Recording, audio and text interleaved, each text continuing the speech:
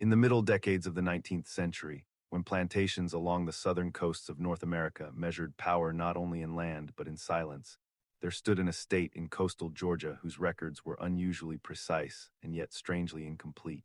Ledgers survived, births were counted, harvests were documented with careful arithmetic, but certain names appeared twice, written once in ink and once again, faintly erased as though memory itself had hesitated. The estate belonged to the Halewood family, whose twin daughters were said to resemble one another so closely that visitors often mistook one for the other even after weeks of acquaintance. Eleanor and Beatrice Halewood were born minutes apart and raised within a household governed by strict rituals of order. Meals occurred at identical hours each day. Servants spoke only when addressed. Even laughter seemed regulated by expectation. Among the household customs was a peculiar rule. No servant was permitted to marry without approval from the twins themselves, though neither sister yet held legal authority over the estate. The rule had no written origin. It simply existed, accepted without challenge, repeated like weather. Observers later remarked that the twins rarely issued commands loudly. They spoke gently, almost apologetically. Yet obedience followed them with greater certainty than fear ever could. Eleanor was considered thoughtful, inclined toward reading and long walks beneath the magnolia trees. Beatrice was outwardly social, though her charm concealed an attentiveness that unsettled some visitors. Together, they functioned less as individuals than as a single judgment expressed through two voices. Among the enslaved workers were two men, Samuel and Isaiah, craftsmen rather than field laborers.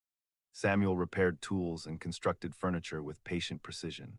Isaiah oversaw livestock and possessed a calm authority that steadied others during disputes. Both men were older than the twins by several years, and both had lived their lives within structures that discouraged notice. Yet records suggest that the twins began requesting their presence frequently, first for practical matters, then for conversations that extended beyond necessity. No impropriety was ever openly observed, nothing violated visible order. Still, the household atmosphere altered in ways difficult to name. Servants later described a growing hesitation in the air, as if ordinary routines were continuing beside an unseen negotiation. The disturbance began quietly during the winter of 1847. A minister from a neighboring county visited the estate to conduct seasonal rites. He departed sooner than expected, declining payment and refusing future invitations. When questioned, he offered no explanation, only remarking that certain unions were beyond lawful understanding. The statement puzzled neighboring families, for no weddings had been announced. Soon after, subtle changes appeared in the plantation's records. Samuel and Isaiah were reassigned from communal housing to quarters closer to the main house. The adjustments were recorded without justification. No objections were written. Rumors emerged but dissolved quickly, discouraged not by punishment but by discomfort. Those who speculated found conversations ending abruptly.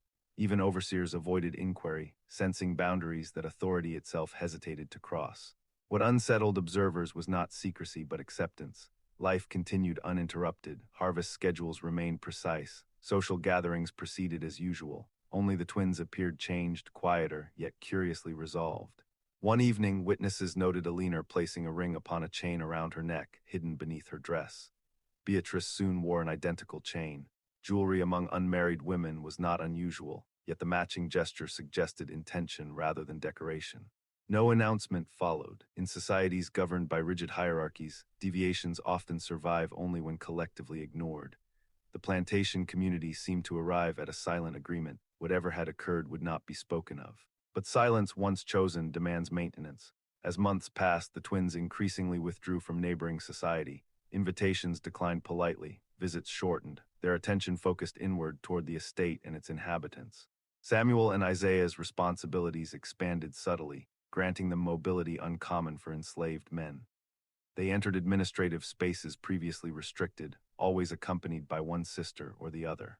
The moral structure of the plantation began to strain, not visibly but psychologically. Overseers hesitated before issuing orders involving the two men. Servants watched interactions with guarded expressions. Authority remained intact outwardly, yet its logic weakened. Eleanor appeared troubled by the shift. She spent long hours writing letters never sent. Beatrice, by contrast, displayed composure that bordered on defiance, as though convinced that belief itself could reshape reality. The twins' attachment to the men deepened into something unmistakably personal. Still, no declaration emerged. No law was openly challenged. Instead, behavior gradually contradicted expectation until contradiction itself felt ordinary. Human communities often endure paradox longer than confrontation. People adapt to inconsistencies when acknowledging them would demand moral action. By autumn, a private ceremony was rumored to have occurred within the estate chapel after midnight. No witnesses recorded the event directly, yet two entries appeared in the plantation ledger listing Samuel and Isaiah not as property transfers or labor assignments, but under a column normally reserved for familial relations. The handwriting belonged to Eleanor. The entry was later crossed out. From that moment, tension shifted inward. Eleanor's demeanor grew anxious, as though aware that certain boundaries could not remain invisible indefinitely. Beatrice grew firmer, insisting upon routines that reinforced their new reality. Meals were shared differently. Seating arrangements altered subtly. The men were addressed with unusual familiarity in private spaces. The estate's hierarchy had not collapsed, it had become psychologically unstable. Neighbors sensed impropriety but lacked proof. Law depended upon visibility, and nothing visible had occurred. The twins maintained outward decorum with meticulous care, attending church, managing finances, and preserving appearances. Yet internal conflict intensified. Eleanor began questioning whether affection could exist within structures built upon ownership. Her hesitation manifested in sleeplessness and withdrawn behavior. Samuel, perceptive yet constrained, maintained respectful distance, while Isaiah appeared increasingly protective of Beatrice's confidence. The moral dilemma no longer concerned scandal but identity. To acknowledge genuine partnership required dismantling the very system that sustained their lives. Communities rarely resist injustice when resistance threatens stability. The plantation's inhabitants adapted again, learning where not to look. The revelation emerged through an administrative crisis rather than emotional confession. A regional legal audit required updated property documentation. Officials arrived to verify ownership records, including human property. During review, they discovered discrepancies. Samuel and Isaiah lacked recent valuation entries. Instead, marginal notes referenced obligations inconsistent with enslavement contracts. Pressed for clarification, Eleanor produced documents she had drafted privately, papers attempting to formalize marriages between herself and Samuel, and between Beatrice and Isaiah, witnessed only by each other. The documents held no legal standing, yet their existence transformed rumor into undeniable intention. The officials reacted not with outrage but procedural alarm. Law, confronted with contradiction, seeks restoration of order rather than moral judgment. The marriages were declared impossible, the documents invalidated, the men's status reaffirmed as property. The incident was recorded as clerical confusion. What followed revealed the deeper truth. The community chose preservation over confrontation. No arrests occurred. No public scandal erupted. Instead, the records were amended, references removed, and the event quietly erased from official memory. The twins were instructed to resume customary conduct. They complied outwardly, but the psychological transformation could not be reversed. Eleanor's writings ceased entirely. Beatrice's composure hardened into distance. Samuel and Isaiah resumed assigned roles, though observers noted a new restraint in their movements, as if conscious that visibility itself had become dangerous. The twist lay not in forbidden affection, but in collective participation. Every member of the estate, from officials to servants, collaborated in restoring illusion. Reality had threatened social coherence, therefore reality was denied. Belief proved stronger than evidence. In the years that followed, the plantation continued functioning with remarkable stability. Visitors remarked upon its calm atmosphere, unaware of the conflict buried beneath routine. The twins never married according to law. Samuel and Isaiah remained officially enslaved until later historical upheavals altered legal structures entirely. No further attempts at recognition were recorded. The aftermath unfolded quietly. Eleanor aged rapidly, withdrawing into private study, her earlier certainty replaced by cautious resignation. Beatrice managed estate affairs with efficiency, her decisions practical and emotionally distant. The men fulfilled duties without complaint, their relationships with the twins expressed only through brief glances and unspoken understanding. Life resumed its patterns, yet meaning had shifted irrevocably. The estate functioned as before, but those who lived within it understood that order depended not on justice but agreement. Silence became tradition.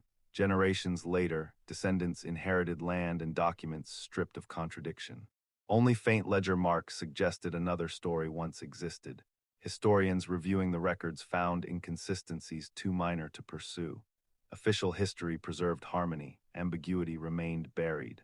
The participants themselves faded into anonymity. No dramatic ending marked their lives, no rebellion erupted. The forbidden pact dissolved not through punishment but through collective forgetting. And perhaps this is what endures most strongly in human societies. Not the acts that challenge systems, but the shared decision to behave as though challenges never occurred. Communities survive by maintaining narratives that protect stability, even when those narratives contradict lived experience. People learn to see only what allows continuity. Laws define reality publicly. Belief governs it privately. The twins and the men left no manifesto, no rebellion, no lasting reform. Yet their story reveals a quieter truth, that individuals may recognize injustice clearly while still preserving the structures that sustain them. Affection alone rarely overcomes systems supported by collective comfort. Across centuries, societies continue this pattern. When confronted with contradictions too costly to resolve, communities do not always resist or punish. Often they simply agree not to remember, and so the oldest conflicts rarely end through victory or defeat. They fade into silence, carried forward not as history, but as absence, proof that human nature prefers order over truth, and that the most powerful agreements are those never spoken aloud.